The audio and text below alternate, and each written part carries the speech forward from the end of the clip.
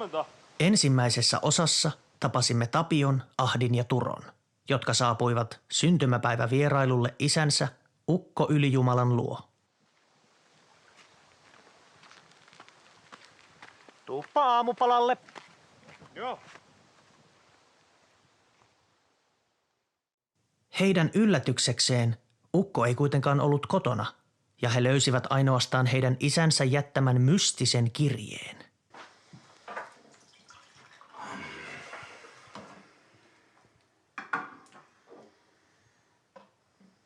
Koittain tulkita kirjeen sisältöä ja palauttaakseen Ukon takaisin kotinsa turvaan, he suorittivat 3 erilaista rituaalia. Veljekset pelkäsivät, että Ukolle on sattunut jotain pahaa.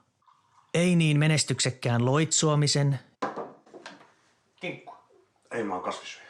ja vaarallista pimeää magiaa sisältävän saunasolmun jälkeen he päätyivät 3. ja viimeiseen vaihtoehtoon. Ukkoa ei kuitenkaan näy eikä kuulu. Mitä siis seuraavaksi?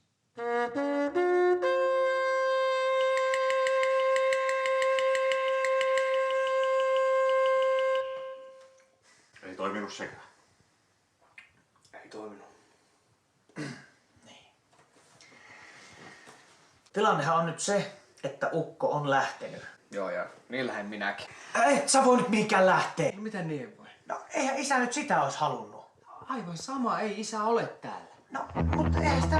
Kyllähän meidän pitää jäädä tänne ja pitää yhtä ja niin se saattaa tulla Mä oon ihan hyvin pitää yhtä, mutta ei meidän tarvitse tehdä sitä täällä. Mutta isä haluaa, että me jäädään yhdessä.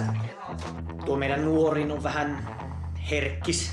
Sotahullu se on. Tappanut enemmän maahisia kuin kukaan koskaan. No, sillä on ehkä vähän kärsimätön tapa ratkaista ongelmia. Joo. Mäkin poltaa kirkot, kun niiden kellot herättää ja sit murhaa koko seurakunnan kirveellä. Se on herkässä iässä, anna sen olla. Herkässä iässä sillä on ollut murrosikä jotain 500 vuotta kohta. Katkera se on, kun hävis Väinämöiselle. Väinämöiselle.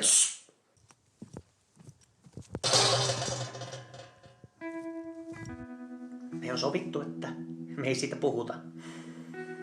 Se joutui aikanaan aika pahaan taistoon Väinämöisen kanssa ja hävisi todella brutaalisti. Se ei ollut koskaan hävinnyt yhtään taistoa, mutta Väinämöinen käytti maagista ääntä ja Turolla ei ollut mitään mahdollisuuksia. Joo, ja se meni ihan hako teille sen jälkeen. Se päätyi jopa soittaa bassoa johonkin tukkahevibändiin. Niin, ja sitten sen jälkeen se perusti sen hippikultin. Ja sillä oli moottoripyöräkerho jossain vaiheessa. Ja sitten se alkoi fanittamaan sarjakuvissa esiintyviä supersankarijumalia ja vertasi itteensä aina Thoriin ja sen jälkeen masentui.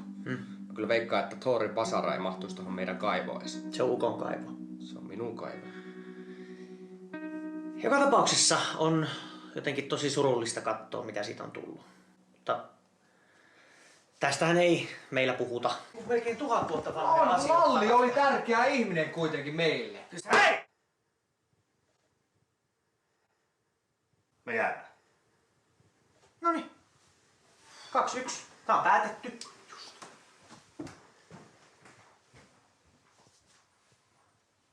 Saatiinhan siinä ensimmäinen riita jo heti alkuun. Älä nyt. Tapio ei vaan tykkää siitä, että muut päättää hänen puolestaan. Ei se osaa päättää itsensäkään puolesta. Ellei se lyö siitä vetoa.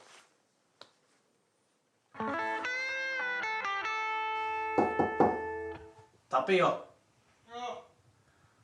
Saako tulla?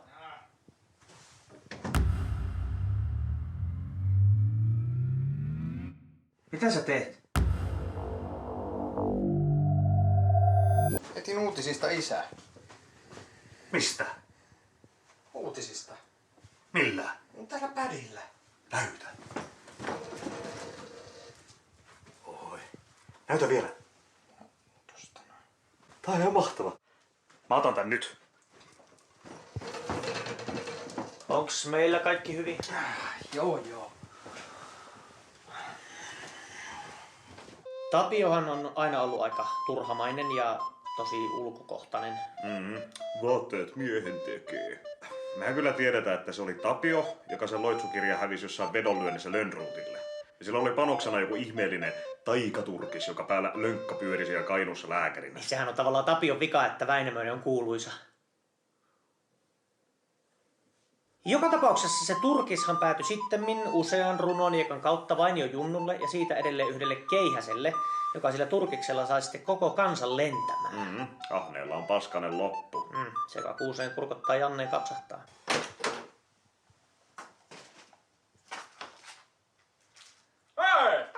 Kuusista puheen ollen. Heti kun se vaan ehti, se myi ihan kaikki Suomen metsät ihmisille, oli ne sen tai ei. Eikä antanut meille tai edes niiden metsien omistajille yhtään mitään. No sen takia sen vaimo Mielikki kans lähti, kun se ei kestänyt sen itseriittoisuutta. Ja nykyään Mielikki seurustelee jonkun Jetron kanssa. Tapio sen sijaan sijoitti 90-luvulla kaiken omasta mielestään ajattomaan ja kuolemattomaan bisnekseen lankapuhelimiin.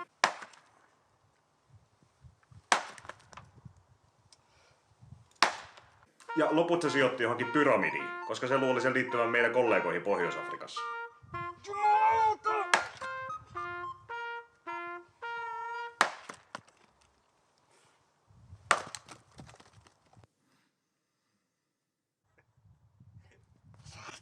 Mutta sinällään on ihan positiivista huomata, että sinä et ole ainut, jolla on tässä kasvun paikka. Mitä sä nyt tolla tarkoitat? No en mitään. Onko säkin nyt sit vihainen jostain? No en. Onko sulla nälkä? Ei. Mä voin tehdä sulle vähän välipalaa, jos sä haluat. Ei. Pidetäänpä ruokatauko. Toi meidän ahti on toivoton. No ei se enää hommia pysty tekemään, mutta eikä se muuten ole. No mitä jumalat on ilman voimia? Mitä metsän jumalat on ilman metsiä? Okei, joo, ymmärsin. Mut ei pelkästään se, että se ei pysty enää hallitsemaan meriä, kun se ei enää osaa edes uida. Ei kai, kun se pelkää vettä. Täh? Onko se tosissas? Joo, kerran mä laitoin sen saappaisiin vettä ilman, että se huomasi. Niin se alkoi kiljumaan. Sitten se itki niin, että sitä tuli vedet silmistä ja sitten se pelkäsi omia kyydeleitä. Se oli ulvatonta.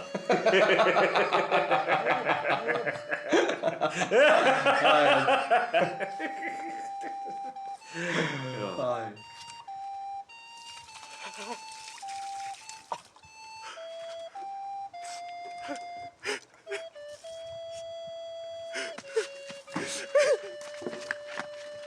Mut joo, se varmaan tuntee itsensä ihan turhaksi nykyään, kun ihmiset ei enää tarvis sitä. Silliäkään ei syö enää jouluajan ulkopuolella ketkään muut kuin kainuulaiset rekkakuskit. Ja sitten on kaiken maailman kepsit ja kompassiapit ja säänkin saa tietää nappia painamalla. Tässä oikein hypätä. Kyllä mä ainakin syön silliä. Ihan ympäri vuoden. Ai siksi sä haiset silliltä koko ajan?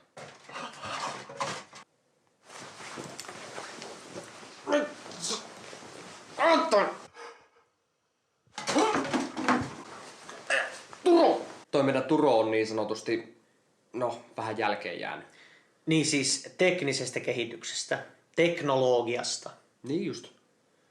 Mä yritin viimeksi selittää sille, että mikä on internet, niin se sanoi, että se pitäisi räjäyttää. Ei ihan tainnut tajuta. No Turo nyt on vähän hitaampi hyväksymään muutoksia. Sehän pyörii jossain aivan väärillä foorumeilla. Siitä on tullut todella kriittinen maahisia kommentti. Mut kyllähän mä se ymmärrän, että se ahdistaa, kun niitä on nykyään jopa eduskunnassa. Kaikilla vähemmistöilläkin pitää olla demokratiassa ääni. No joo, mutta ei nyt ihan kaikkia pitäisi päästä ihan kaikkialle. Sen pädin antaminen sille oli virhe. Tässä katsot. Ryhmähauta. Mä ymmärrän, että Turo on sodan jumala. Se tykkää kaikesta makaberista, suolenpätkistä ja mätänevistä ruumiista. Joo, kyllä mäkin kuuntelin joskus virkani puolesta Kari Tapioa. Mitä sä katot? Ryhmähauta. Mutta tuo Turon touhu nyt menee kyllä pikkasen yli ymmärryksen. No mut se on herkässä iässä, anna sen olla. Pitääkö sen koko ajan tuijotella jotain ryhmähautoja?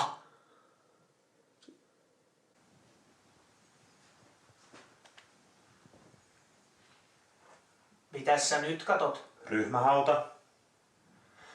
Kuule, nyt riittää. Hei, menepä pihalle haukkaamaan raitista ilmaa. En! Muuten tulee ruutuaika. Mä oon niin täynnä vihaa!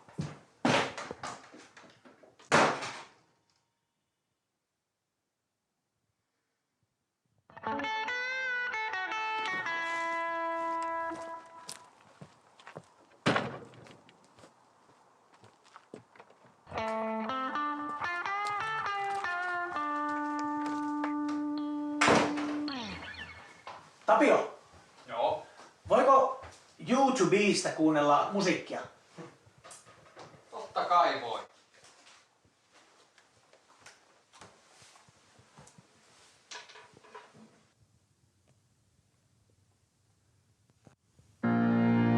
Kesäkuu vuonna 86, meidän Sierra oli melkein uus. Faija tankkas, mutsi pakkasi eväitä. Mä istuin jo takapenkillä, hymy korvissa vöihin köytettynä. Dingo lauloi nahkatakkista tyttöä. Ukki kertoi jatkosodasta, siitä alikersantti-rokasta. En mä tuolloin mistään tajunnut, nautin vain lomasta.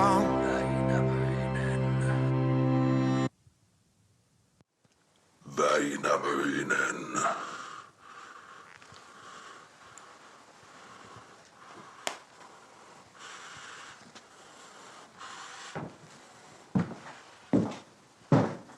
Niin, eihän me sitten tajuttu sitä asiaa, että Väinämöinen hän tekee nykyisin musiikkia nimellä Arttu Viskari. Faija, anna mun ajaa mökkitien lupaan, että saunaan vettä vien. Muistan kivet ja kannot tän soratien.